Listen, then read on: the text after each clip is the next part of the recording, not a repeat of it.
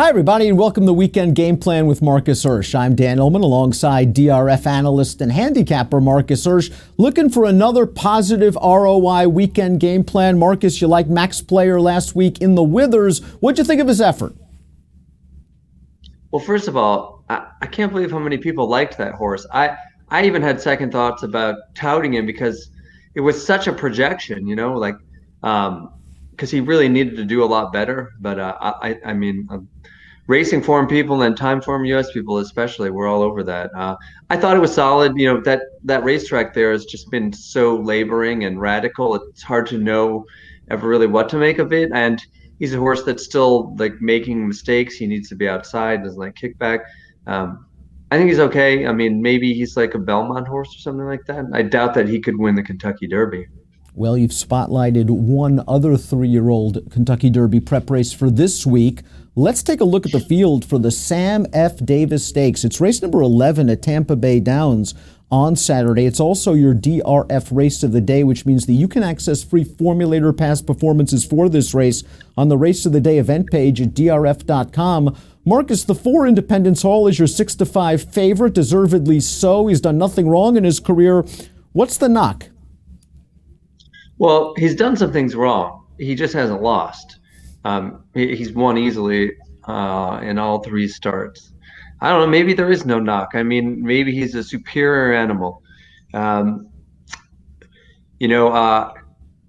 guess just have to go back last week to the Holy Bull and see kind of a somewhat similar situation where Tiz the Law was a fairly short price.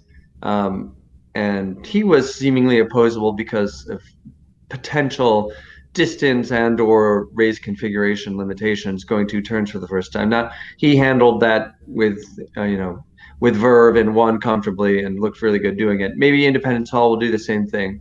However, he has not been beyond a mile yet, a 1-turn mile. Those were his last 2 races last year. And in his last start, he acted up before the race. He broke poorly. He was a little unmanageable. He still managed to get the job done against, probably considerably inferior competition to what I think he faces here. Set a new track, going 2 turns for his start of the year. He could be, I think he's going to be odds on. I think he'll be shorter than 6-5. I think he'll be 3-5, 4-5. And I think there is a chance that he gets hooked up early with a horse drawn to his outside, Premier Star, and is forced into a very strong pace. And that would set things up for your top pick, the number 1, Ajaweed, who, relatively speaking, has extensive experience around 2 turns, and he had a big excuse. We're going to go back to his most recent race. His final star as a 2-year-old in the Remsen. That's Shotsky, who ran a game second in the Withers last week. And on this day, as we talked about last week at Aqueduct, you had to be on the lead, you had to be near the rail, and Ajaweed is rallying from well out of it. And the fact that he makes this close, I think, shows that he's got ability.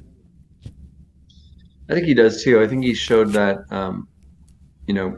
considerably in his second race, which was a 1-turn mile at Belmont. That was a demanding experience for an inexperienced horse because he was stuck inside the whole time. He had to shoulder his way through a couple narrow openings and come up the rail, and he did so fairly impressively over, I thought, an okay group. His breeder's futurity was quite frankly disappointing. I don't think that he showed his best in that race for whatever reason. And then you mentioned the Remsen, which I don't think was an especially strong race. Shotsky ran okay in the Withers, didn't really flatter the form of the Remsen, which is not all that surprising because that seems to happen most years with the Remsen. But I do think that I think Ajaweed, his pedigree, the way he looks, the way he's been handled, he should be better at 3. He should just be starting to develop. I watched his workouts at Palm Meadows, the ones that were available video online, and his last one was easily the most impressive to me. He always works alone, which I think is a good sign. And he finished really nicely last time. I think he's coming into this the right way. I think he gets the right setup. He probably wants to go a little farther than this, ideally. A 1 1/8. This might well be his best trip going forward this winter and spring. But with a fast enough pace and hopefully at least 4-1, I think he's playable in this race. And he's 4-1 on the morning line. We'll stay at Tampa Bay for one of the better betting races, I think, this weekend. It's the Tampa Bay Stakes. We'll throw up the field right now. These are some hard-hitting, older turf horses. Carded as race number 10, going a mile and a 16th on the grass. Very evenly matched group. Caribou Club, 5-2. March to the Arch, 7-2. These are rock-solid horses. But there's one main speed in this race. I'm not sure if Renaissance Frolic or Admiralty Pier has the speed of Real Story if Jesus Castanon decides to let that horse roll. Yeah, I'm not sure they do either. And even if they want to go and do that, he's drawn outside, so that's always the advantage of an outside post. You can see what the other speed horses are doing and dictate your tactics accordingly.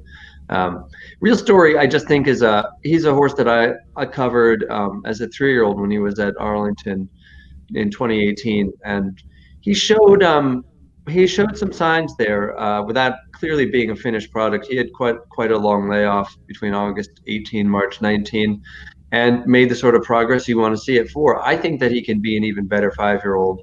I think he really just hit his best stride over the middle of the summer. His campaign ended in October. He's a fast horse who wants to roll, but he's manageable. And a mile is like, he can do a mile, but this mile and a 16th trip, he doesn't quicken that much. So I think a little bit longer than a mile can be helpful for him. And I think you get a little dose of value in the price here because he has such an ugly running line to end his year. I'm just totally throwing out the Shadwell Turf Mile. He's at a strong pace, and of course listed as firm, but that time of year is already torn up and is quite laboring. A lot of horses dislike it. I think that he hated it. If you look at his work pattern for a trainer I really respect, Ignacio Correas, this horse has been going steadily and strong for a long time. I don't think he's going to need a race. I think he can get the right trip, and I'm hopeful that he's at least 4-1. I think he could be 5-1 even here. And I agree, the last race, the Shadwell Turf Mile, was a throw. You could argue he lost all chance at the post position draw. When he was buried out in post 14, he had to hustle. He ended up in an early duel with Diamond Oops, who's just proven to be a very good horse no matter the surface, and he paid the price. But his race 2 starts back is one I think we should highlight. This is at Kentucky Downs, and he's trying to show this field his heels from the start. And he almost gets there. Hembry is in this race as well in the green blinkers. He's going to knife his way through in between horses and end up down on the rail. But Real Story made a legitimate pace in this race, and considering this long stretch, he almost holds on. It's a big performance. Well, there you go. 2 things about that. The speed and the inside was very good at Kentucky Downs generally last season, but the long stretch that you mentioned, I think, was the key for this horse. I think that sees him out a little bit because, as I mentioned, he doesn't quicken that much. He's kind of more of a steady galloper, and a shorter stretch like at Tampa is going to help him too. Also, Snapper Sinclair won that race. That horse is absolutely in love with the Kentucky Downs course. No shame in being defeated by him. Let's go down to Gulfstream Park for the third of our 3 weekend game plan spot plays. It's the Suwannee River Stakes. Fillies and mares on the turf going a mile and an 1/8. The favorite here is the number 6, Starship Jubilee, 7-5 on the morning line. Grade 1 winner last year. Most recent race, basically just a public workout, Marcus, in the Sunshine Millions. She was able to get to the front, loaf on the early lead, and they just let her go, and she went. I don't think we learned anything about her from that race, and she's going to take on 2 really interesting Chad Brown trained runners in the Suwannee River. Yeah, I actually didn't refresh the past performances since the early file was out, so I don't know the prices in this race. What is Magic Star, the horse I like, listed at? Magic Star is your second choice at 5-2. Starship Jubilee is 7-5, and the other Chad, Tap It Today, is 7-2. Yeah. 5-2 is about what I expected on Magic Star. This is not as large a field as I thought it might be.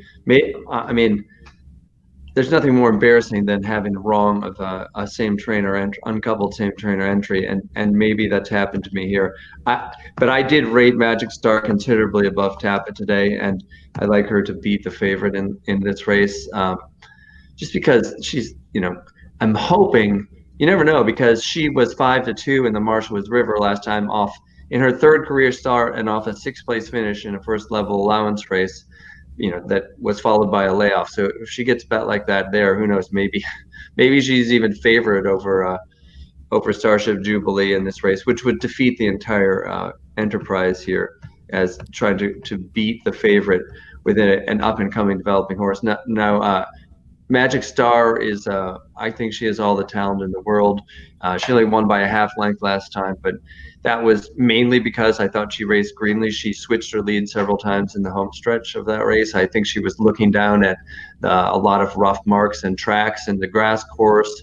When she, you can see it in her debut at Saratoga, when she lifts off and starts to accelerate to make her run, she's got a kind of a crazily breathtaking turn of foot that she seems to get into without even really trying that hard.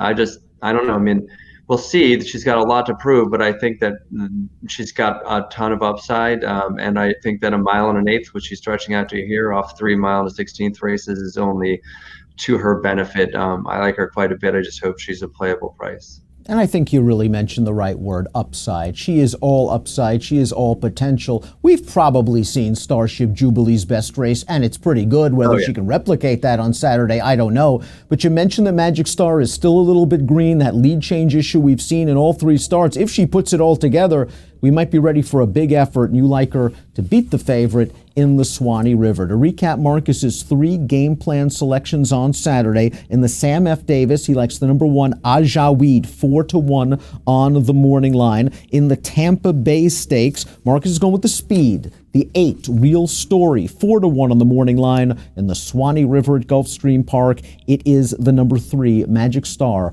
5-2 on the morning line. Best of luck with your wagers.